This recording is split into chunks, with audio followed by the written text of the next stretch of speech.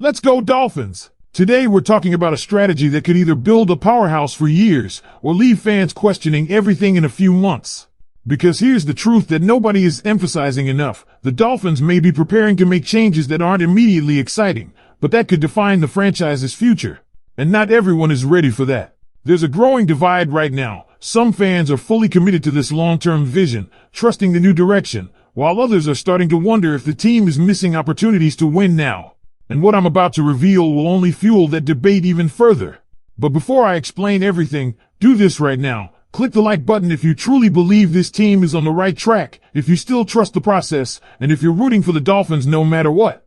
And I want to hear from the optimistic fans. Leave a comment saying, "Go Dolphins! The future is ours!" Without further ado, let's go.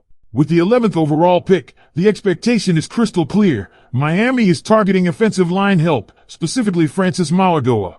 This isn't just about filling a gap, it's about redefining the identity of this team. Mauigoa brings versatility, the ability to play both inside and outside, which is something this new regime values heavily. There were concerns about a back injury, but league-wide sentiment suggests it's not a long-term issue. If that checks out medically, this pick becomes a cornerstone move.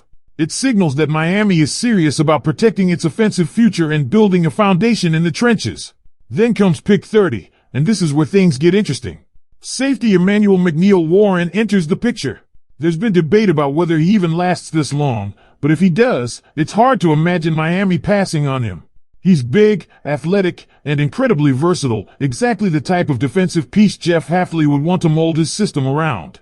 This isn't just about adding talent, it's about adding identity to a defense that needs a new tone setter. Now here's where strategy really kicks in. By the time we hit pick 43, the expectation is that Miami addresses the edge rusher position. Malachi Lawrence is a name gaining serious traction. There's already buzz that he could sneak into the late first round, but if he's still available here, it could be a huge win. He fits the physical profile the Dolphins are now prioritizing: size, length, and athleticism. And let's be real, after going offensive line and secondary early, pass rush becomes a necessity, not a luxury. But it doesn't stop there. Day 2 gets even more aggressive. Miami is projected to double down on the offensive line with Caleb Tyran. That's 2 linemen in the first 4 picks.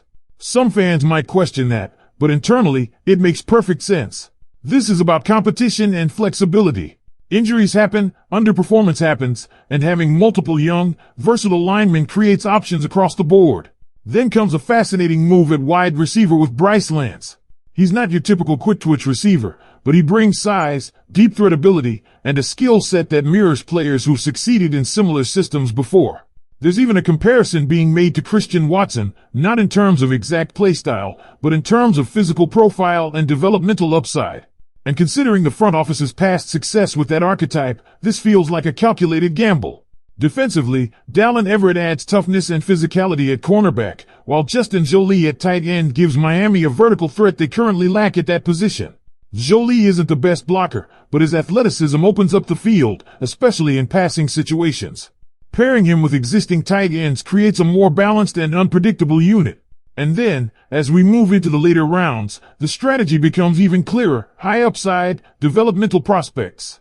Anthony Lucas on the edge, Jeff Codwell at wide receiver with insane physical tools, and even late-round quarterback depth with Jaylen Daniels. These are not immediate impact players, but they're long-term bets. And that tells you everything about how this front office is thinking.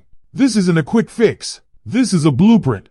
And here's where things get even more intense, because when you look at the full picture of this projected draft strategy, it starts to reveal something much bigger about the direction of the Miami Dolphins as a franchise moving forward. This isn't just about filling holes on the roster. This is about reshaping the DNA of the team. Think about it: 2 offensive linemen early, a physically dominant safety, a high upside edge rusher, and then layering in depth across multiple positions. That's not random. That's a front office committing to a philosophy. And whether you agree with it or not, it's clear they are prioritizing size, versatility, and long-term development over immediate flash. Now let's talk about the ripple effect of these decisions. If Francis Mauigoa and Caleb Tyran both hit, even at a solid level, you're suddenly looking at a completely different offensive line dynamic. Competition increases, flexibility improves, and most importantly, stability starts to form. That changes everything for the offense. It gives the quarterback more time, opens up the run game, and allows the playbook to expand. But here's the catch, offensive linemen don't always develop overnight. So are fans ready to be patient? On the defensive side, adding Emmanuel McNeill-Warren and Malachi Lawrence could quietly transform this unit. Warren brings that hybrid safety presence that modern defenses crave, while Lawrence adds needed physicality on the edge. But again, these are not guaranteed instant impact stars. They are pieces that need to be developed, coached, and placed into the right situations to succeed. And that brings us to one of the most debated parts of this entire projection, the wide receiver room. Bryce Lance and Jeff Codwell are not your typical plug-and-play receivers. Lance brings vertical ability but isn't known for elite separation, while Codwell is more of a long-term project with elite physical tools.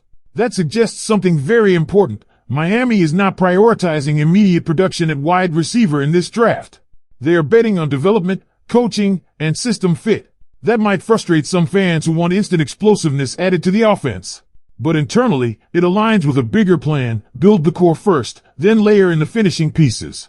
And then there's the quarterback depth move with Jaylen Daniels late in the draft. That's the kind of pick that doesn't make headlines, but it tells you the front office is thinking about depth, competition, and insurance. It's not about replacing anyone, it's about creating an environment where every position is pushed. Even the linebacker addition with Kendall Daniels points towards special teams value and roster competition. These are the types of players who earn their spot the hard way, and sometimes those are the guys who end up becoming key contributors down the line. So when you step back and look at all 11 projected picks, it paints a very specific picture. This is a patient rebuild, not a quick turnaround. It's about building a sustainable contender, not chasing a one-year window. But here's where the real tension comes in. The NFL doesn't always reward patience. Fans don't always wait. And pressure builds fast, especially in a market that's hungry for a winner. So now the big question becomes unavoidable. If this draft actually plays out close to this projection, and the team leans heavily into development over immediate impact, will the fan base stay behind this vision long enough to see it succeed? Or could the pressure force changes before the plan fully unfolds?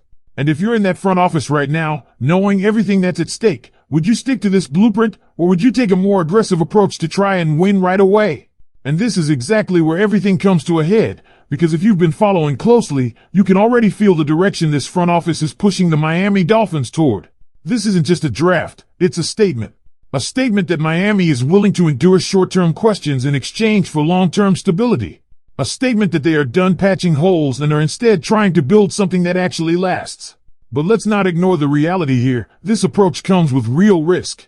Because if these early picks don't develop the way they're expected to, especially on the offensive line, everything else starts to collapse. You can draft all the skill players you want, but if the trenches don't hold, the entire system falls apart.